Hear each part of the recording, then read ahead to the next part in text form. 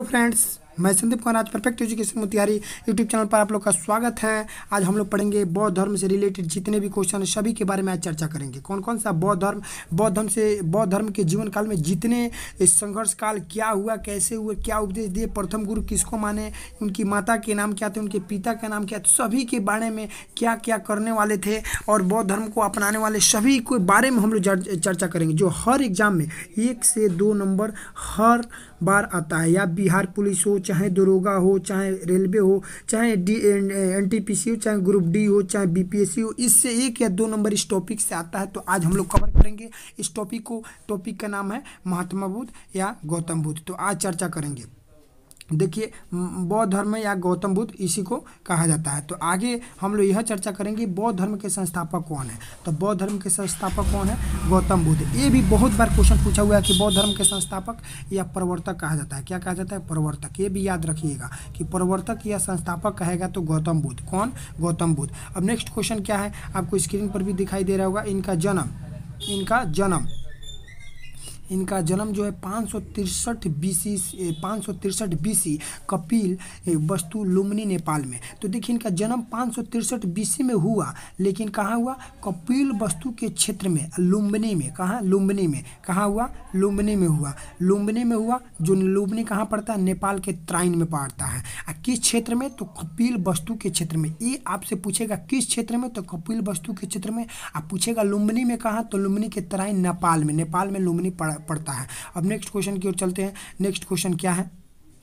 उनकी माता का नाम क्या थी? उनकी माता का नाम महामाया। क्या थी? महामाया थी। महामाया उनकी माता के नाम थी, जो बुद्ध के जन्म के 7 दिन के बाद ही मर चुकी। यानी कहने का मतलब कि जब बुद्ध का जन्म हुआ, गौतम बुद्ध का जन्म हुआ, उसके 7 दिन बाद ही महामाया की मृत्यु हो गई। तो उसको लालन पालन के लिए ये भी पूछता है कि किस वंश से, माने कहने का मतलब माता जो महामाया है वो किस वंश से थी। तो किस वंश से थी महामाया? आपको याद होगा, कोलीय वंश। कौन वंश? कोलीय वंश। लिख लीजिएगा अपने नोटबुक में, कोलीय वंश से ये रिलेटेड थी, कोलीय वंश। तो आपको ये भी जानकारी हो गया। और उनके पिता का नाम क्या था? सुदोधन।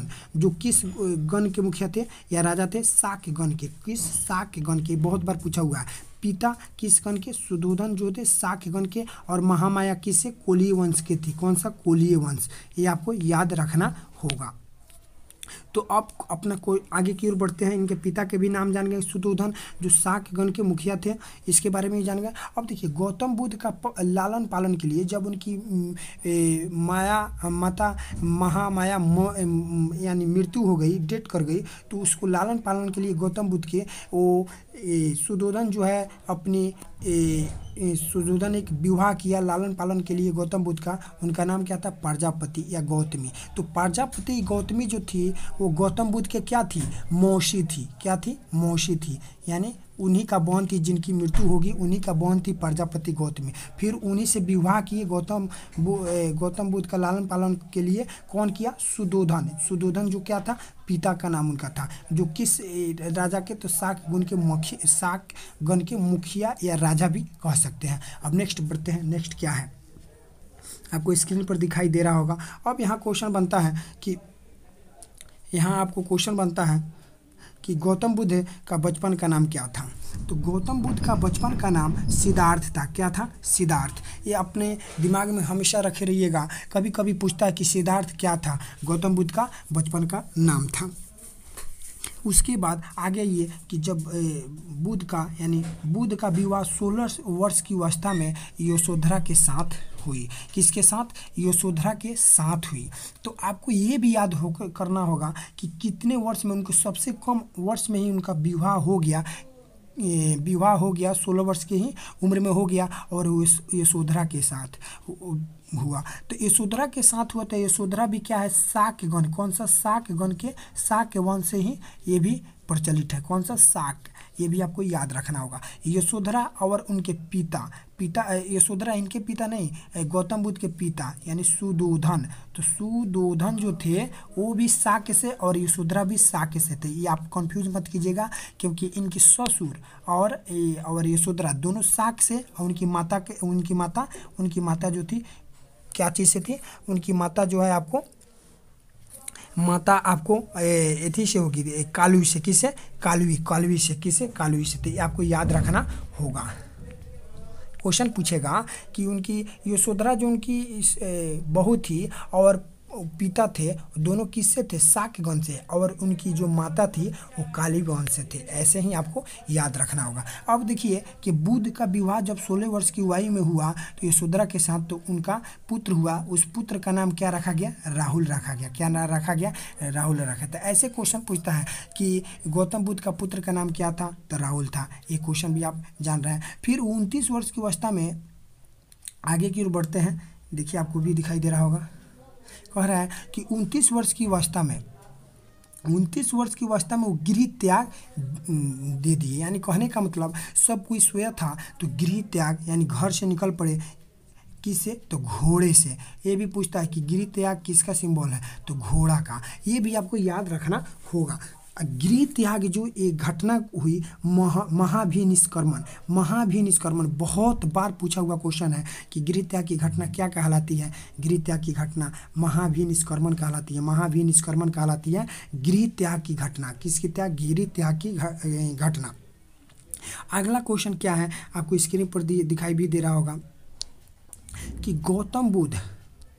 गौतम बुद्ध का प्रथम गुरु कौन थे, अलार कलाम थे। कौन थे, अलार कलाम। तो ये भी क्वेश्चन पूछता है कि जब 29 वर्ष की अवस्था में जब घर त्याग दिए गौतम बुद्ध, तो उनको प्रथम गुरु किन से, कौन मैंने भेंट हुए, अलार्म कलार। और दूसर का क्या थे, रुद्रपुनपति, रुद्र थे। क्या थे, रुद्र थे। तो ऐसे क्वेश्चन पूछता है कि गौतम बुद्ध का प्रथम गुरु कौन थे, अलार्म कलार। क्या था, अलार्म कलार।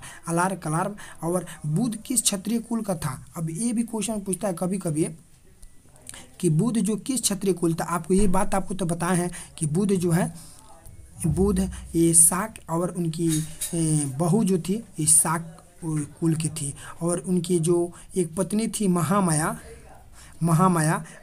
जो मृत्यु हो गई 7 दिन बाद, तो महामाया जो थी वह किस, कोलीय वंश की थी। कौन, कोलीय वंश की थी। ये आपको याद रखना होगा, बहुत इंपॉर्टेंट है। तो ये भी आप जानकारी ले लिए कि बुद्ध किस क्षेत्र के कुल का था, तो शाक्य। किसका, शाक्य। अब नेक्स्ट क्वेश्चन की ओर बढ़ते हैं। नेक्स्ट क्वेश्चन आपको स्क्रीन पर भी दिखाई दे रहा होगा। देखिए बहुत इंपॉर्टेंट है। इसके देखिए आपको इस दिखाई दे रहा होगा, कह रहा है कि सिद्धार्थ जब कपिल वस्तु की सैर यानी वन, सिद्धार्थ मतलब क्या है, यानी गौतम बुद्ध का बचपन का नाम है। किसका नाम है, गौतम बुद्ध का बचपन का नाम सिद्धार्थ है। जब वो कपिल वस्तु के सैर पर निकला था तो उसने 4 दृश्य काफ़ी प्रभावित देखा। कितने दृश्य देखा, 4 दृश्य। कितने दृश्य, 4 दृश्य। कितने दृश्य देखा, 4 दृश्य। ये बहुत इंपॉर्टेंट है। 4 दृश्य देखा। वो कौन कौन, पहला देखा बीमार व्यक्ति। पहला क्या देखा, एक बीमार व्यक्ति को देखा, एक बूढ़ा व्यक्ति को देखा, तब उसके बाद एक मृत को देखा। तब उसने निर्णय लिया कि एक सन्यासी बनना बहुत उचित है। पहले क्या देखा, पहले देखा एक बूढ़ा व्यक्ति को। पहले क्या देखा, बूढ़ा व्यक्ति। उसके बाद एक बीमार व्यक्ति को देखा। तब उसके बाद एक मृत्यु व्यक्ति के, एक डेड बॉडी को देखा। उसके बाद निर्णय लिया कि एक सन्यासी बनना ही सबसे परम कर्तव्य है, तो वो एक सन्यासी बन गया। और उसके बाद क्या लिखा हुआ है, इसके बाद भी देखा जाए, इसके बाद देखा जाए क्या लिखा हुआ है। अब इसके बाद आपको लिखा हुआ है कि 6 वर्ष की कठिन, यानी कहने का मतलब जब प्रथम गुरु उनको मिले थे अलार्म कलार। कौन था, अलार्म कलार। प्रथम गुरु थे अलार्म कलाम। ये नाम याद रखे रहिएगा, अलार्म कलाम। और एक थे रुद्रपुनपति। तो रुद्रपुनपति दोनों गुरु मिले, तो इनको जो है इन दोनों गुरु से क्या हुआ, मैंने उनसे सक्षम हो गए, यानी असफल हो गए। तो फिर वहाँ से वो 6 वर्ष तक किसी में अपना समय व्यतीत किए। 6 वर्ष की कठिन तपस्या के बाद उनका उम्र हो गया 35 वर्ष की, क्योंकि 29 वर्ष के बाद तो गृह त्याग गया। और उसके बाद 6 वर्ष अपने प्रथम गुरु और द्वितीय गुरु, जो प्रथम गुरु जो थे अलार्म कलार और दूसरा गुरु का नाम था रुद्रपुनपति। तो ये दोनों से मिलने का, यानी उनसे कुछ सीखने का जज्बा 6 वर्ष तक उसी में कठिन तपस्या किए। उसके बाद उनको इससे यानी संतुष्ट ना हुआ, तो आगे चलकर वो कहाँ चले गए, आगे चलकर वो 35 वर्ष हो गए। 6 वर्ष के बाद वो आवाई बैसाखी की पूर्णिमा की रात निरंजना फाल्गु नदी के किनारे पीपल के वृक्ष की ज्ञान प्राप्ति होती थी। यहाँ पर क्वेश्चन आपको बहुत बार मिला होगा कि बहुत ही आश्चर्यजनक की बात है, उनकी जन्म भी बैसाख की पूर्णिमा में हुई और ज्ञान की प्राप्ति भी बैसाख की पूर्णिमा में हुई और मृत्यु भी उनको कहाँ हुई, वैशाख की पूर्णिमा। बहुत इंपॉर्टेंट कहाँ बात है कि वैशाख की पूर्णिमा में ही उनकी मृत्यु भी हुई और जन्म भी हुई और ज्ञान की प्राप्ति भी हुई। तो ये सभी आपको याद होना चाहिए कि ज्ञान ये वैशाख की पूर्णिमा के दिन और वैशाख की पूर्णिमा के दिन जन्म भी हुई और मृत्यु भी इनको वैशाख की पूर्णिमा। बहुत रोचक तथ्य कहानी है। अब आगे की ओर बढ़ते हैं कि देखिए ये भी बात यहाँ पर है कि वो किस नदी, तो निरंजना नदी, कभी कभी फाल्गु नदी न देकर यह निरंजना नदी के किनारे पीपल के वृक्ष के नीचे ज्ञान की प्राप्ति होती है। कहाँ, पीपल के वृक्ष। तो कभी कभी पूछता है कि गौतम बुद्ध का ज्ञान की प्राप्ति किस वृक्ष के नीचे, तो पीपल के वृक्ष के नीचे, या तो बोधि वृक्ष भी कहा जाता है। इसको क्या कहा जाता है, बोधि वृक्ष। ये भी आपको याद रखना होगा। अब नेक्स्ट देखिए, आपको स्क्रीन पर भी दिखाई दे रहा होगा, क्या है, कह रहा है ज्ञान की प्राप्ति के बाद सिद्धार्थ बुद्ध के नाम से जाना गया। जब उनको ज्ञान हो गया, पीपल के वृक्ष यानी बोधि पीपल के वृक्ष जब उनको ज्ञान हो गया, तब उनको जो है बुद्ध के नाम से जाना गया। तो बुद्ध का अर्थ क्या है, कभी कभी क्वेश्चन में यह पूछता है कि बुद्ध का अर्थ क्या है। तो बुद्ध का अर्थ आप लिख सकते हैं कि बुद्ध का अर्थ क्या है। बुद्ध का अर्थ कर सकते हैं, बुद्ध का अर्थ ज्ञान होता है। बुद्ध का अर्थ क्या होता है, ज्ञान होता है। ये आपको याद रखना होगा, क्योंकि ज्ञान की प्राप्ति के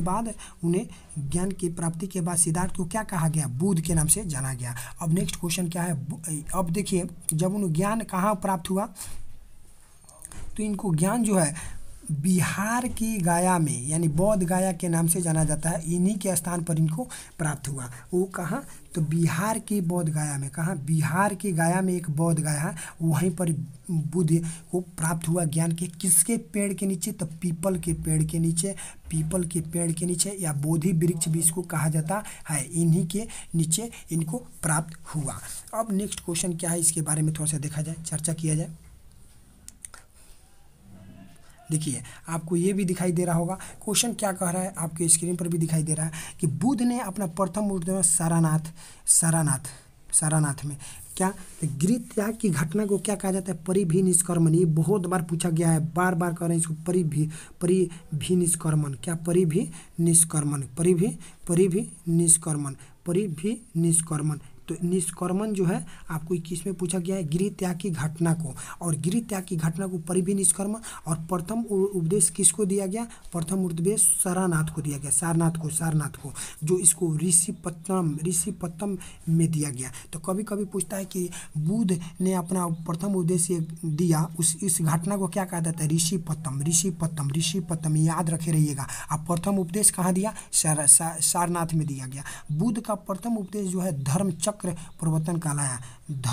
प्रथम उपदेश क्या किया, धर्मचक्र प्रवर्तन कहलाया। ये भी बहुत बार पूछा गया है कि बुद्ध का प्रथम उपदेश क्या था, धर्मचक्र प्रवर्तन कहलाया। अब इसके बाद देखिए, इसके बाद और बौद्ध धर्म ग्रहण करने वाली प्रथम महिला कौन थी, गौतमी। किसके आग्रह पर, देखिए पहले बौद्ध धर्म जो थे ना, तो वो केवल पुरुष के लिए होते, लेकिन आनंद जो इनके 5 शिष्य थे, उनके 5 शिष्य में एक आनंद था। वो आनंद की आग्रह करने पर वो महिला को भी बौद्ध धर्म धारण करने की इच्छा प्रदान की। कौन, बुद्ध ने। क्योंकि बौद्ध धर्म उन महिला के लिए नहीं था, लेकिन ये प्रजापति गौतमी जो थी, ये जो प्रथम पत्नी थी किनकी, प्रथम नहीं, सौतेली माँ थी सुधोधन का। तो सुधोधन का जो पत्नी थी प्रजापति गौतमी, वो बौद्ध धर्म ग्रहण करने वाली प्रथम महिला थी, क्योंकि यह जो है बौद्ध धर्म को अपनाई। बुद्ध ने सबसे अधिक उपदेश कहाँ दिया, बुद्ध ने सबसे अधिक उपदेश जो है श्रावस्ती में दिया। क्या, श्रावस्ती में बहुत बार पूछा हुआ क्वेश्चन है कि बुद्ध ने कहाँ दिया, और सबसे अधिक उपदेश श्रावस्ती में दिया। 21 या 22 बार ये वहाँ पर जाकर अपना अधिक उपदेश दिए श्रावस्ती में। अब इसके बाद क्वेश्चन आगे की ओर बढ़ता है। क्वेश्चन क्या कर रहा है, आपको स्क्रीन पर भी दिखाई दे रहा होगा। देखिए क्वेश्चन कह रहा है कि गौतम गौतम बुद्ध 80 वर्ष की अवस्था में 483 BC में कुशीनगर में चुंद द्वारा अर्पित भोजन करने से बुद्ध की मृत्यु हो गई। कहा जाता है चुंद द्वारा भोजन, लेकिन कुशीनगर कहाँ है? कभी कभी क्वेश्चन यह भी पूछ देता है कि कुशीनगर कहाँ है, तो कुशीनगर आपको पड़ेगा उत्तर प्रदेश में। कहाँ पड़ेगा? यूपी में। तो ये भी क्वेश्चन कभी पूछ देता है, उत्तर प्रदेश के देवरिया में पड़ता है, देवरिया में पड़ता है, उत्तर प्रदेश के देवरिया में कुशीनगर। ये गौतम बुद्ध जो 80 वर्ष की अवस्था में 483 BC में 483 ईस्वी में कुशीनगर में इनकी मृत्यु हो गई चुंद भोजन प्राप्त करने से। ये आप जान गए। बुद्ध की मृत्यु की घटना महापरिनिर्वाण कहलाता है। तो बुद्ध की मृत्यु घटना को क्या कहा जाता है? बुद्ध की मृत्यु घटना महापरिनिर्वाण कहलाता है। आप जो है 4-3 पढ़े, बहुत इंपॉर्टेंट, एक बार फिर रिपीट करते हैं। पहला पढ़े कि हाँ, बुद्ध की मृत्यु की घटना महापरिनिर्वाण कहलाता है। अब एक बात, गृह त्याग की घटना क्या कहलाता है? परिभिनिष्क्रमण, आपको याद भी होगा परिभिनिष्क्रमण। उसके बाद आप क्या पढ़े कि प्रथम उपदेश को क्या कहा? धर्म चक्र परिवर्तन। क्या? धर्म चक्र परिवर्तन।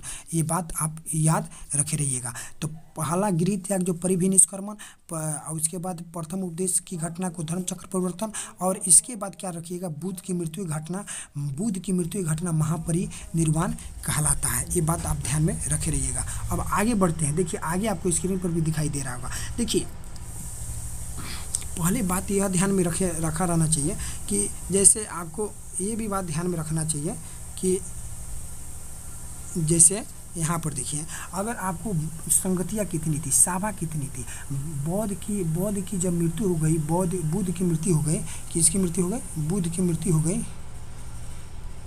तो बुद्ध की मृत्यु हुई, तो बुद्ध की जब मृत्यु हुई तो 4 सभा 4 संगतियाँ बता गया। 4 संगति, यानी बौद्ध की संगति कितने थे? 4 थे। अब चारों में हुआ क्या?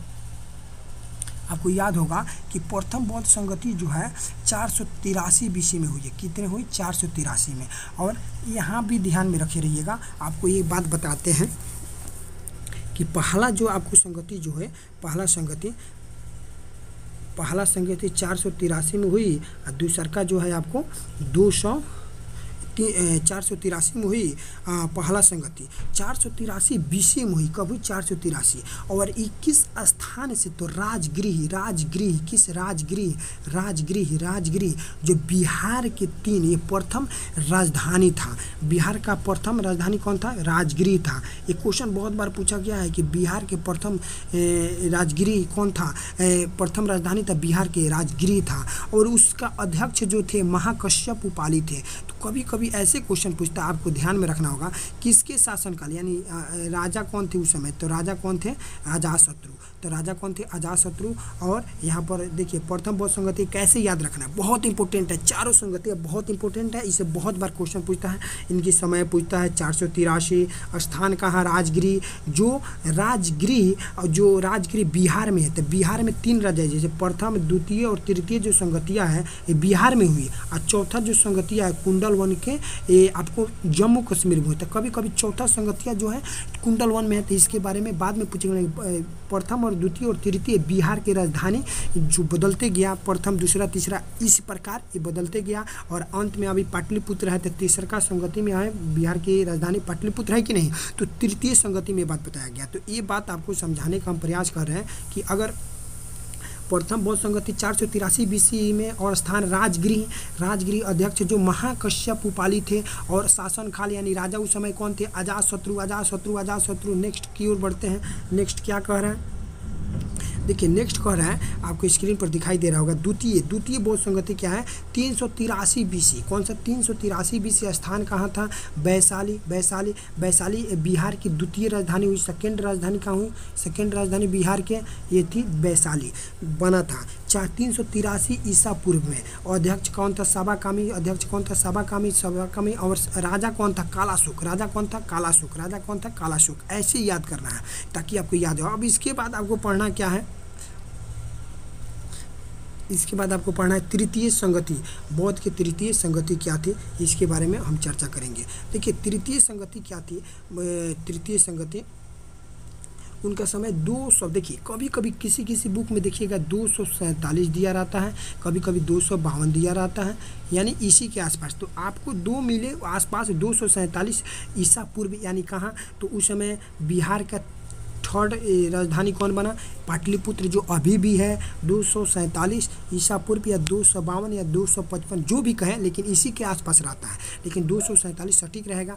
अगर ये भी याद रख सकते हैं। और अध्यक्ष उस समय कौन था, मोंगली पुत्र तीस, मोंगली पुत्र तीस। बहुत बार पूछा हुआ है कि बौद्ध के तृतीय संगति के शासनकाल में कौन राजा था, तो अशोक था, अशोक था। अध्यक्ष कौन था, अध्यक्ष, तो अध्यक्ष था मोंगली पुत्र तीस। बहुत याद रखना होगा ताकि इसे बहुत बार क्वेश्चन पूछता है। अब नेक्स्ट बढ़ते हैं, नेक्स्ट क्या कहता है, नेक्स्ट आपको चतुर्थ बौद्ध संगति। तो चतुर्थ बौद्ध संगति के बारे में आपने जाना भी होगा कि पहली शताब्दी का मतलब ये पहली, ऐसा पूछेगा कौन ऐसा संगति है जो पहली शताब्दी 102 ईसा पूर्व में ही हो गया था, यानी पहली शताब्दी में हुई। तो वो चौथी बौद्ध संगति है, उसका स्थान जो है कुंडलवन यानी जम्मू कश्मीर में पड़ता है। कुंडलवन कहाँ पड़ता है, तो आपको ये भी बता दिए कि प्रथम जो है बौद्ध संगति, द्वितीय बौद्ध संगति, तृतीय बौद्ध संगति आपको कहाँ पड़ता है, तो आपको बिहार में पड़ता है। लेकिन और चौथा जो है एक ऐसा संगति है जो कुंडलवन यानी कश्मीर में पड़ता है, और उस समय उसका अध्यक्ष जो थे वसुमित्र थे। क्या थे, वसुमित्र।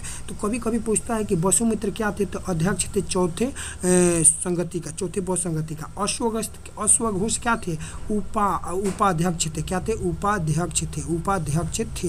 ये आपको याद रखना होगा। शासनकाल के समय उस समय राजा कौन था, तो राजा जो है आपको कनिष्क था, ऐसे पूछेगा। आपको सभी के नाम एक बार फिर से डिटेल आपको बताएंगे।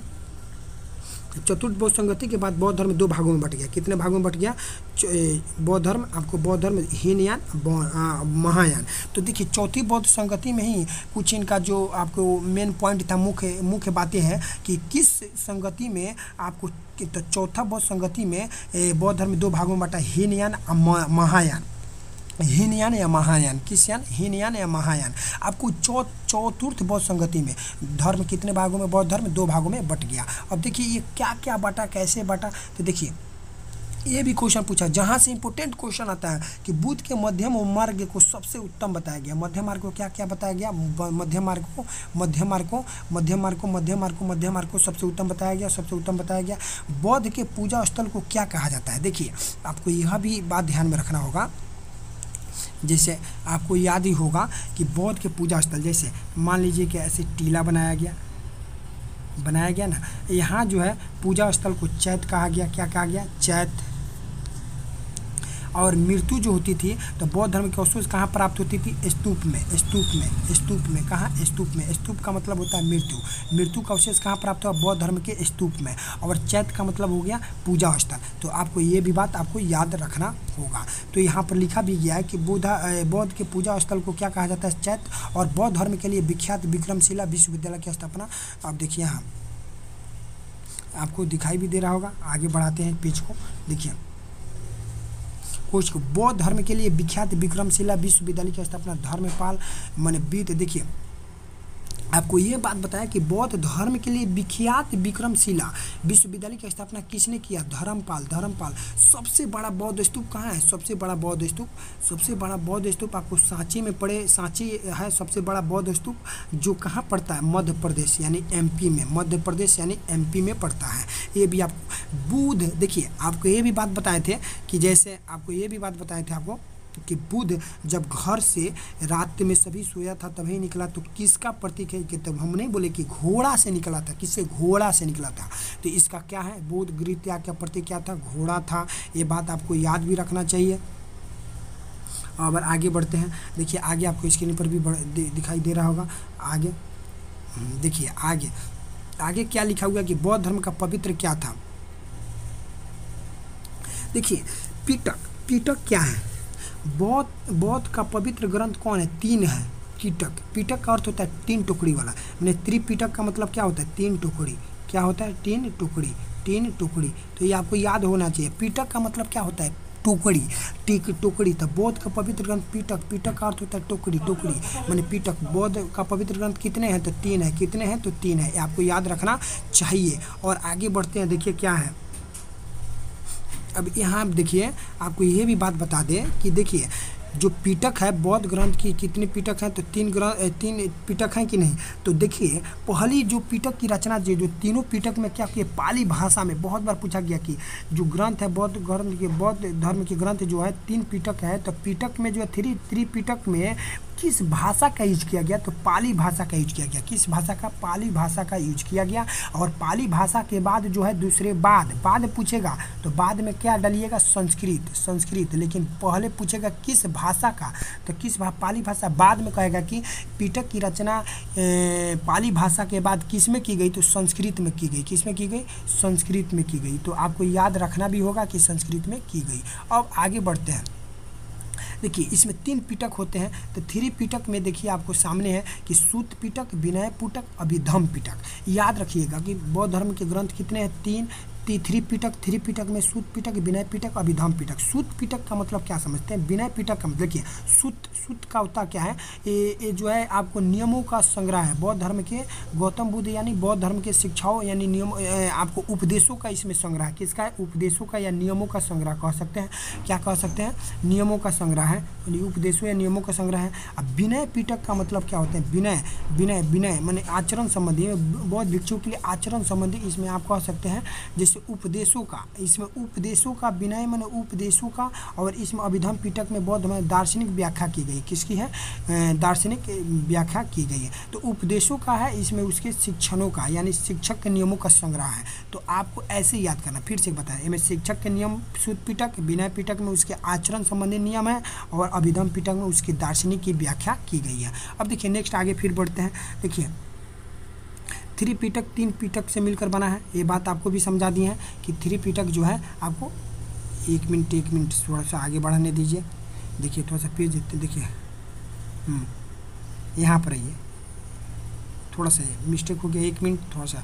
हाँ देखिए अब हो गया, आपको स्क्रीन पर भी दिखाई दे रहा होगा, बहुत अच्छा भी दिखाई दे रहा होगा। देखिए क्या कह रहा है, बौद्ध धर्म पिटक कितने थे, 3 पिटक होता है। ये तो बात आप जानेंगे, 3 पिटक से बनकर बना होता है पिटक, जो बौद्ध धर्म का ग्रंथ है। और ये बात आप समझ गए। देखिए बौद्ध धर्म के त्रिरत्न होते हैं, कितना, बुद्ध धम्म संघ, बुद्ध धम्म संघ। याद रखना होगा कि त्रिरत्न कितने हैं, 2 हैं। बुद्ध माने सत्य बात है कि बुद्ध सत्य प्रतीक है, धम्म यानी यहाँ धर्म का, और संघ माने समूह। ये बुद्ध धम्म संघ क्या है, बौद्ध धर्म के त्रिरत्न है, 3 पिटक है। ये याद रखने रहना होगा। अब आगे बढ़ते हैं। देखिए आगे यह बढ़ते हैं कि आपको क्वेश्चन भी दिखाई दे रहा होगा।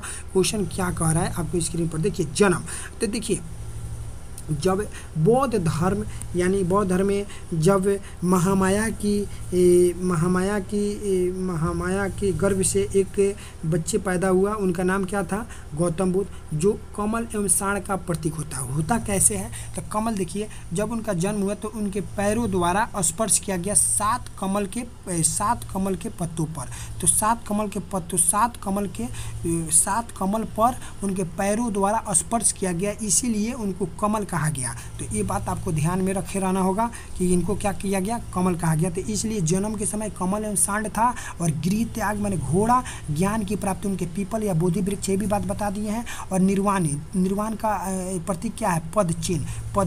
और मृत्यु का स्तूप है, मृत्यु का क्या है, स्तूप है। तो निर्वाण का मतलब क्या हुआ, जो मोह माया यानी कहने का मतलब है जीवन मरण के क्रम में नहीं। देखिए आपको यह निर्वाण का मतलब क्या है, पहले ये बात ध्यान रखिए, जो मोह माया आदि को छोड़कर यानी मोक्ष प्राप्त करना चाहता है, यानी जीवन मरण के बीच जो संघर्ष को छोड़कर अगर मोक्ष प्राप्त करना चाहता है, जीना चाहता है, उसी को निर्वाण कहा जाता है। माने किसी के मोह माया में ना पड़े, यही तो बात है। तो इसी को मृत्यु, देखिए मृत्यु को क्या कहा जाता है, स्तूप कहा जाता है। आपको तो ये भी बात पता है कि जैसे मान लीजिए कि आपको यहाँ देखिए, यहाँ चैत्य का मतलब होता है पूजा स्थल। अगर बौद्ध धर्म में चैत्य है तो वहाँ पूजा स्थल का कुछ अवशेष होगा। अगर यहाँ नीचे आइएगा तो स्तूप है, यानी बौद्ध धर्म में अवशेष मिलते हैं स्तूप का, मृत्यु का स्तूप का, माने स्तूप मृत्यु का अवशेष कहाँ मिलते हैं, स्तूप में, बौद्ध धर्म में। ये बात आपको यहाँ पर बताएं। अब देखते हैं आगे क्या है।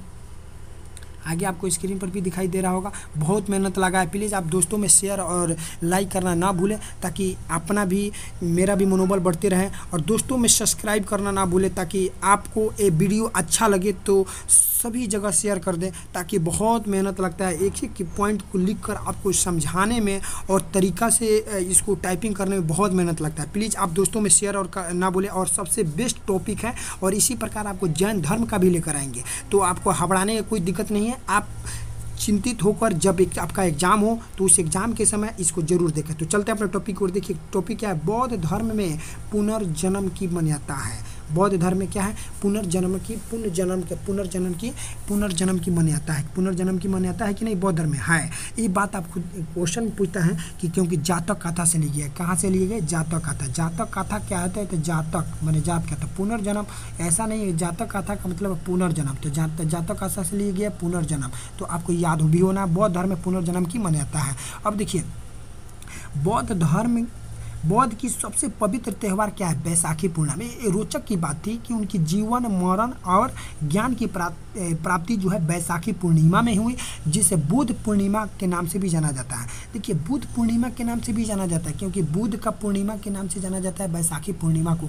क्यों, क्योंकि उनका जन्म भी हुआ बैसाखी पूर्णिमा में, और उनकी मृत्यु भी हुई बैसाखी पूर्णिमा में, और उनकी ज्ञान की प्राप्ति भी हुई बैसाखी पूर्णिमा में। अब देखिए, क्योंकि आपको नीचे भी लिखा भी गया होगा, इसी दिन बुद्ध का जन्म, ज्ञान की प्राप्ति और मृत्यु को क्या कहा जाता है, निर्वाण की प्राप्ति हुई थी।